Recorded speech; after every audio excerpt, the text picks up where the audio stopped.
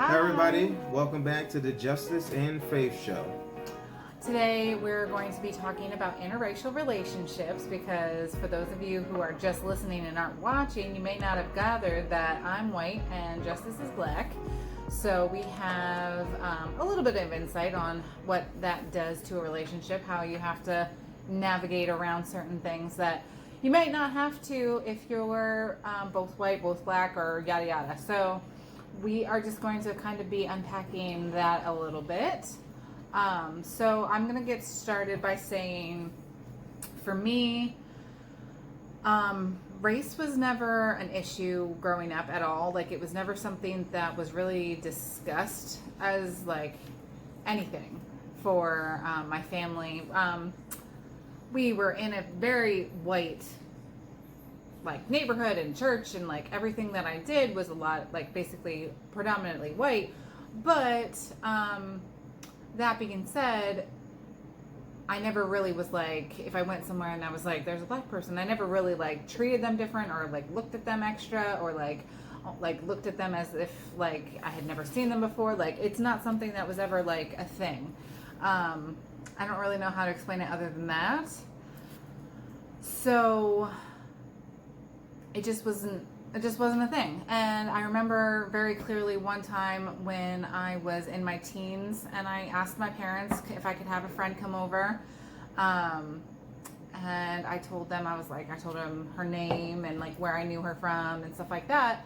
And then she came over and my parents kind of were like, oh, like they didn't say anything to me. But later on I found out that they were kind of like, oh, we didn't realize she was black. And I was like, oh, yeah, I guess she is. Like, kind of wasn't like a thing that like I was bringing to the forefront because it didn't matter. So that being said, when I started dating Justice, the first time, the only thing that was ever really brought up in my family specifically was just being cautious of cultural differences. I didn't really know what that meant. Because like I said, I wasn't raised around like a whole bunch of people of color, so I didn't really realize what that could entail. Do you want to kind of touch on like the culture aspect of things? I don't feel like I'm actually really qualified to touch on cultural aspect when it comes to race as far as black and white, because I've always just been my own individual. I was chastised and ostracized and teased when I was younger because I was articulate, because I liked rock and roll music, because I didn't really like rap or hip hop, because I didn't wear my pants back. Like, there were certain perceptions and stereotypes. I'm from Philadelphia. So anybody that's from Philadelphia knows people from Philadelphia, specifically like the North Philadelphia area. There's a lot of stereotypes. There's a lot of stereotypes perpetuated. And at a young age, I never understood why do you want to show your underwear? Why do you want to talk a certain type of way? I didn't understand it, and I literally just didn't buy into those types of things. So, but I mean, like Philly culture, New York culture, if you go into any city, in urban areas, a lot of people have black and white and Hispanic. That's just like that.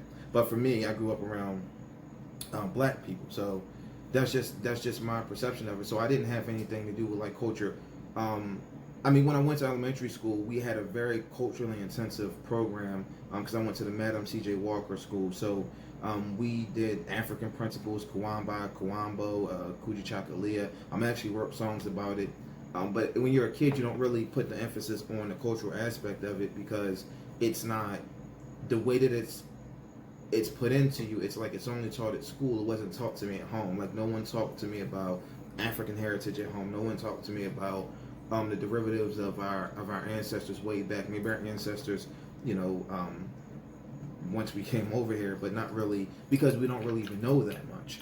So when it comes to culture, I believe that black culture is interchangeable, but there's some very clear set points that I'm just starting to understand now, and just perception wise, why they come to the forefront. So in regards to me and Faith and our meeting and our connection and stuff like that, it's not so much cultural differences. Like, we're opposite people without having a black or white culture. Like Faith grew up in a culture that was conservative and Christian. Like that's her culture.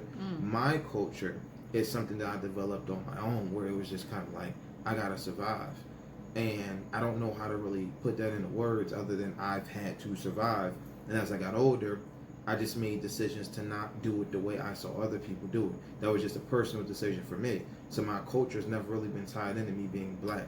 That's why there's a lot of people, even to this day, that'll say I'm not black enough or whatever. I can't quote every black made movie, or I haven't seen black exploitation films, or I have an opinion about black exploitation films and how they the imagery just it kind of goes into the stereotypes of how black men were looked at, how black women were looked at. Like I have a lot of things that I will discuss with people, and it's not usually fruitful discussions because people aren't understanding. Like I'm looking at it from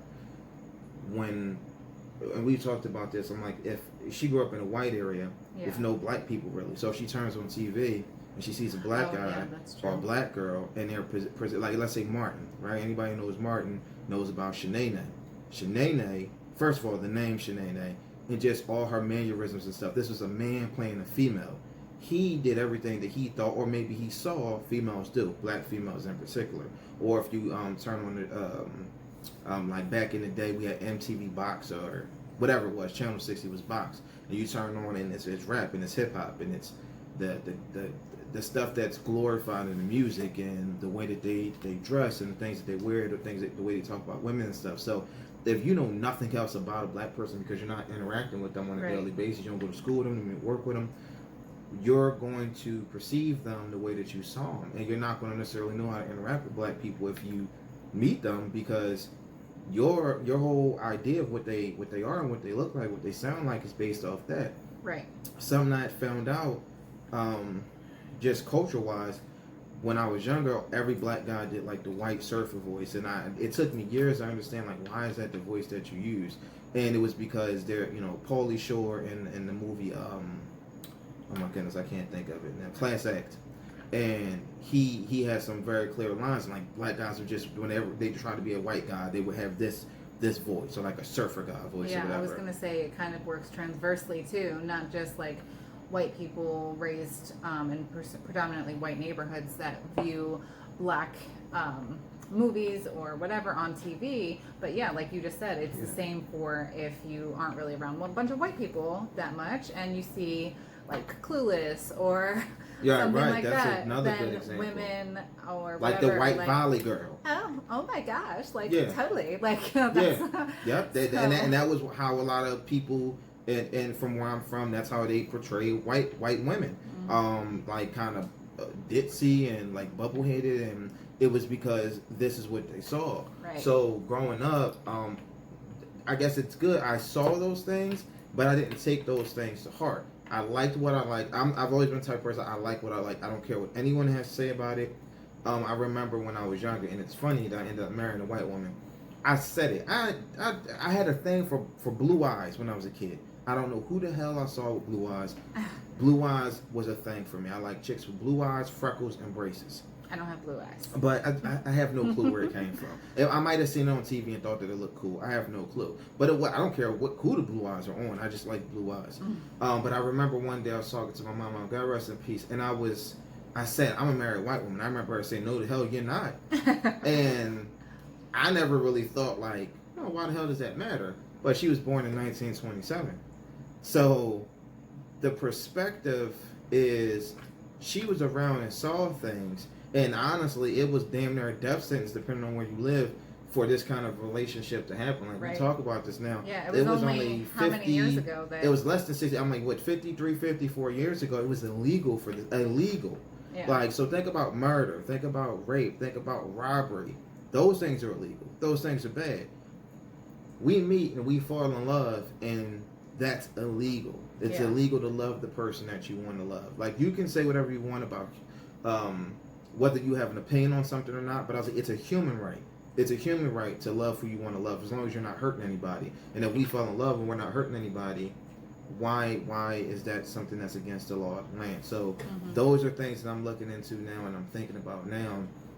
And as a result, I am starting to grab some things from my culture, not because I'm trying to grab them and I'm trying to hold them and keep them and make them my own, because I really want to know where people who look like me come from, past the stereotypes and past everything that we see on a day-to-day basis that might not be presenting us in the most positive light. Because, hot take, a lot of people don't like me saying these types of things, but as a whole, black people aren't presented through the media very favorably. If you look at a lot of the black athletes, black entertainers and stuff, if you said off the top of your head, like, name 5 black actors, first one's probably Denzel, second one's probably Will Smith. Well, two common things about those guys is that they're pretty clean cut. Like, they're pretty clean cut. Chadwick Bosworth, God rest his soul too. He was another one that would fit in there. Then we have a lot of British black actors, which is another thing. So it's just kind of like throughout anywhere. It's just like, it's not so much about the black and white being a problem. It's about it not being understood. And when we connected, I knew she was white because I'd seen pictures of her and she knew I was black. But it was never a thing like I'm choosing a white girl. It's like it was a dating gap. I didn't filter and say, I want a white woman, I want her this height, I want her this weight. I didn't do that. It was just, we connected because she responded in a way and I responded in a way that connected to her. I've been on dating sites and stuff like that, and I've spoken to people and I've talked to people in real life and stuff, and even growing up, a lot of girls weren't really feeling me because I was corny. I was the black guy that worked. I was the black guy who went to class. I got good grades. I didn't shoot a gun until I was an adult. And mind you, what I'm saying is not a broad stroke. What I'm saying is based off of where I am from. 22nd and Diamond, North Philadelphia, growing up in Germantown, growing up in Nicetown, just going on. That was prevalent. Like, so I wasn't that. I never sold drugs. So I was corny. I worked at a Dollar Tree. I worked at a Super Fresh, I went to college. Like, I had one girlfriend. Like, I was pretty clean cut when it came down to it. So I didn't take on a lot of things that I saw that would make me a stereotype. Now, there's things that I have that I do that are stereotypical, like, talking during movies and stuff like that, specifically horror movies. I don't know how everybody doesn't do it. I've heard white people do it. Why is she going in there? Oh, I've heard white people. Turn the light on. Or maybe I don't know. She's gonna fall in 3, 2, 1. Yeah, anybody that watches a horror movie knows you can count those things down. Like, now in real life, I would hope that, but I can't. If I saw a white woman running in real life and she fell and we were running from a monster, I can't say that I wouldn't stop and say, "Damn!" Like, like I didn't know that this was like happening in real life. But yeah, like, I definitely think that you kind of just grazed over it a little bit, but like the biggest thing for him and I specifically is just my ignorance about black people in general, like, or people in general. Like, sometimes I just kind of have this in my head just based on how I was raised. Like, everyone's like this because everyone I was around was like this. So it was kind of like... Here's an interesting perspective I never even thought about. If you took how you were raised and everything that you did, and then you put it on an Asian family or a Hispanic family and a black family, even still it would look different. Yeah, probably. Because the conservative ideals look different to different people. Yeah. Like, I didn't even think about that before, but if you took exactly how you were as Christian conservative and you put that, because a lot of black people I grew up with, they thought they were Christian. I don't know if they thought they were conservative, but they definitely thought they were Christian, and they did things in a way that just always looked questionable. I know a lot of Hispanic, like, it's just so many different. I don't know why. I'm sorry I cut you off, but no, it just made me think about the fact you can just do that. But yeah, so that's basically the biggest thing that I've noticed in our relationships is just the fact that we've been kind of learning together, because like he didn't know a lot of like black history and black culture of like Juneteenth. Like, both of us kind of figured out what that was this year. Like, Me personally, I don't like the fact that it's called Juneteenth. I I wish it was called. So it's like for just national holidays like Emancipation Proclamation, or like if there's a day that's designated towards something as important as Juneteenth, and then the fact that Juneteenth, you have to kind of explain what it really means, the derivatives, because it was like slavery was abolished and 2 years later and all that kind of stuff. Yeah. It's just like, but it's one date that signifies it. Like it gets a little bit convoluted for me. So I didn't know what Juneteenth was, because honestly I never heard the term until maybe last year or the year before that. And so when I found out, and I was like, I thought it was something, I honestly thought it was something black people made up. I really did. And I was like, when I found out what it was, I was pissed, because I was like, what if it was called something based off what it was, and it was like, all right, that would have made more sense to me. And I was like, that should be a holiday. That definitely should be up there. But I'm like, we celebrate freaking Columbus Day. I'm like, come on, like St. Patrick's Day, like, come on. I don't. So I'm like, I don't understand why that wouldn't be up there in the top echelon of things that should be celebrated. Yeah. But yeah, I just learned that this year. But between the quarantine and between the heightened state of racial tensions, and just the prevalence of the racial tensions. Oh my word, yeah. It caused, we were home more, things were shut down more, and then when you see stuff, so it's like, okay, there's been diseases and stuff before, but when you get shut down, you look at it differently. People weren't looking at SARS and H1N1 and the swine flu, and even maybe AIDS. I wasn't too old when that happened, so maybe AIDS people look, but they didn't have the resources available to really research it and stuff. So once you start doing that, you think more. So when these racial tensions start bubbling up and these protests, it's like, this is nothing new. Like, cops have been killing people, not just black people, for years. And we go all the way back, what is it? Rodney King, was that 30 years ago? The Rodney King incident and stuff like that, which was nationally televised stuff, it caused I don't know if it was the Watch riots or whatever the case may be. So this has been going on for years, and then you go even back further, the Civil Rights Movement, I can't think of the name of the bridge and stuff like that. So there's so many different, the hoses and the dogs and the beatings, men, women, and children. So it's not like it's new, but it's just like now I think one thing is the younger culture of white people. We're starting to get like pissed off. Like, yeah, because you're getting more informed. It's kind of like my friends. Like it's kind of like what you said. Like you don't look at that color and you kind of appropriate stuff. Not because you're trying to degrade a race. It's like I don't look at TikTok, but whenever somebody's watching or something, I see it's a lot of white kids and stuff. Like I think if I'm not mistaken, white people consume more hip hop and rap than black people. And now I know that there's a disparity as far as population is concerned, but that's a huge deal. Yeah. Like that's a huge deal. And alternatively, there's more black people who listen to forms of rock and roll than pockets of white people. Like it's a very strange thing that people don't really talk about. But going back to the whole idea of racial tensions, when you see like what happened with George Floyd, and the way that kind of brought things to the forefront, because it was the first time I think you watched it. Like there was no backstory could go like that's like if I'm laying face down and there's 5 people around to make sure I can't do nothing and I'm handcuffed and somebody just comes up and starts kicking me in the back of my head. Unless you're a human without a heart, there's no way that you can justify that particular action. Right. So what happened was when you're watching it and you're just like, okay, that's enough. Okay, that's enough. Okay, that's enough. And you know that Benjamin Franklin quote where it says like change can't be made until those who are unaffected are equally as outraged as those who are affected. That started coming to the forefront. That's what we're seeing in protests with sports and just all over the place. So when it came down to in our household, like back in March, April, May, I really started just sitting there thinking about things. And in the next few years, you know, we might be thinking about having a child and like what that looks like for our child, who is not going to that child.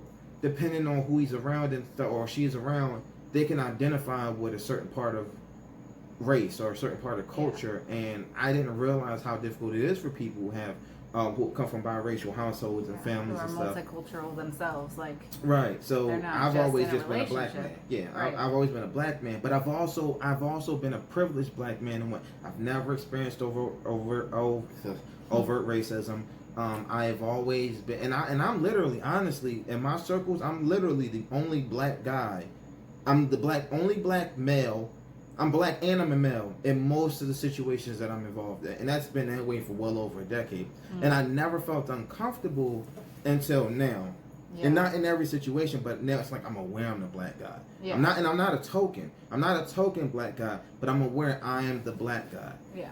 And as a result, that does bother me some days. It bothers me more. I'm aware that my skin color can be dangerous, and I didn't realize that. I'm 33 years of age. Nobody had that talk with me about being pulled over. I've been pulled over. I have been pulled over in some dire circumstances. I literally drove a cop off the road, and I didn't even receive a ticket.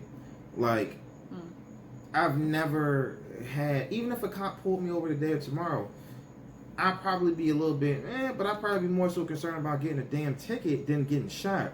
And I don't know. Sometimes I'm like, is it manifested that way? Because I never thought about things. I never experienced them. So it was just it was kind of blissful. But now it's like, with everything else that I've gone through, this is now in my head that I'm a black man and that can make me a target. Yeah. I have a white wife that can make her a target. Right. It kind of makes it so that, like, when he leaves the house now, I'm not like pacing and like worried and texting him all the time, being like, where are you? Are you okay? Are you safe? Blah, blah, blah. But it's definitely something that's in the forefront of my mind now. Like, oh my gosh, like, what if he does get pulled over and the cop's having a bad day and, like, he takes it out on him? Like, I don't know. It's just one of those things. And like you said, it could potentially blow back on me and Arabella, or like it could potentially do a whole bunch of stuff for our family. So like, it's definitely something that has been more prevalent in our life recently. And it's just me, like, kind of expanding my mind on like everything that has to do with that, because I was definitely ignorant on many things that have to do with race and culture. So I know the very first time I ever really realized that racism was alive and well was one time when we were first married, like the first time.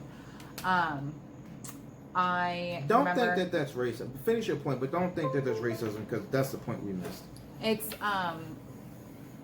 we were at like a mall or something as a family, and I had to, he was doing something, I had to take Arabella to the bathroom, so we went to like another part of the store or something, and Jared was just like, and then also on top of that, like at another point in the day, it was just multiple black women giving me nasty looks, like when I was walking with Arabella, when I was walking hand in hand with Arabella, and when I was walking hand in hand with Justice, I got some nasty looks that was like I was just really shocked, and like the only thing I could think was that I was white and they were both black. And what were you gonna say? Why was that not racism? No, I don't think that that's per se. So there's overt racism, and then we had this conversation before about some people are racist without being racist, where it's like their racist is based off their ignorance. So it's like they're not racist because you look at a black person or a person of color or a person of a different race and you go, I hate you or I dislike you. It's more so I don't understand you. So you'll talk to people in a way, like if you talk, I've seen people talk to Asian people like they're deaf. Like, they're speaking English. Right. And it's like, but they're speaking in a way like them speaking slowly and close to their face is going to make them understand better. Yes. And the level of offense comes from the fact that you didn't take the time to understand the why. So a lot of times, specifically, that's why I asked if we're in Philly. There is a stigma attached to black men, especially black men who reach some level of success, like fairer skinned female, even light skinned black. But that's a whole nother subject. I'm probably gonna do a video of that on my own to talk about the cultural war in between light skinned black people and dark skinned black, because that's its whole nother thing. But it's just kind of like, all right, this black guy who, and at that time I might have still had my Chrysler 300. I might have been, I don't know what I looked like or whatever the case may be, but it's like, all right, a decently attractive black guy to look like he has some things going on. Oh, and he's with a white woman. Whoop-de-doo. It's not enough sisters for you, and it's just kind of like, has nothing to do with that. Right. It's not like I took and I just said, I'm going to go dive into a group of white women. Literally growing up, like I've been around, like there's ebbs and flows and cycles through the women that I've been in contact with and dated and everything like that. So it's not, it doesn't come down to that. But when people don't know and they don't understand, they look at it a certain way. Like if you look at a lot of men of influence, a lot of black athletes, it's like, oh, he has a couple million. As soon as he got a couple million, he grabs that white woman. But you think of somebody like Patrick Mahomes, right?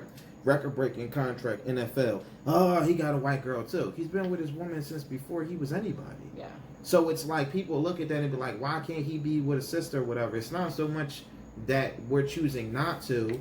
It's just the fact that there's so much that goes into that, and I'm not going to get into this because if somebody, especially a black woman, she's watching this, she's going to take what I'm saying the wrong way. I think it deserves its own conversation, but what it comes down to is it looks a certain type of way. Black men, I don't know if we do, like if I see a white guy with a black woman, I kind of go, all right, shit. Like sorry. Oh man, I was doing really good with not using any profanity. I'm so sorry.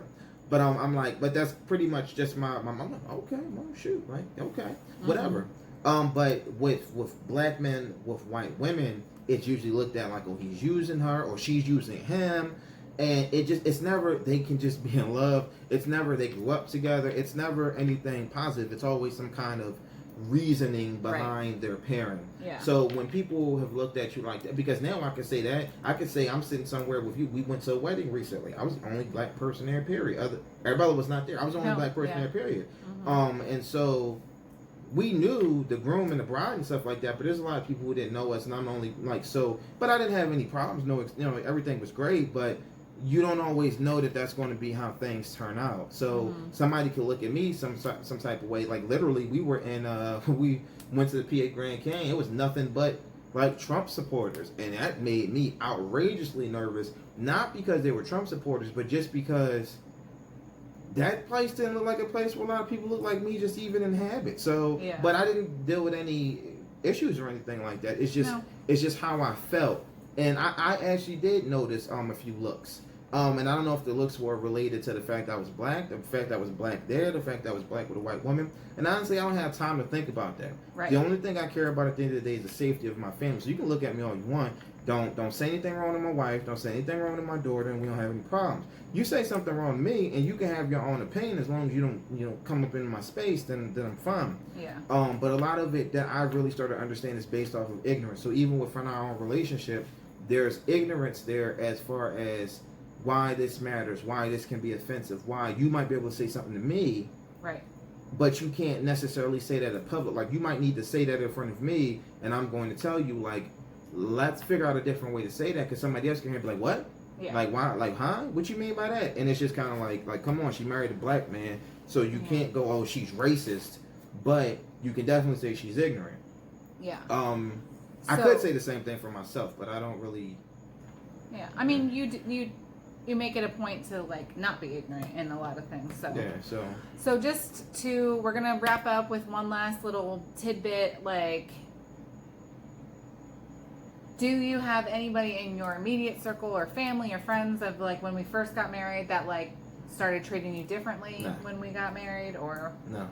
And that might be another cultural thing. The only issues that it had nothing to do with race, it just had to do with like personality. Yeah, it had nothing to do with race. It was personality. Because we were very different, so that definitely had to. Yeah, so no, it was never like, oh my goodness, the white girl. Nobody even referred to you like that. And anybody that knows me as close to me, they know how I am. So it's just kind of like Justice picked the person for him. Yeah. So it's not, and anybody who's known me long enough known that there's like whatever, like it's not like, oh, I just went and like all my women have been white or something like that, like I have some kind of agenda.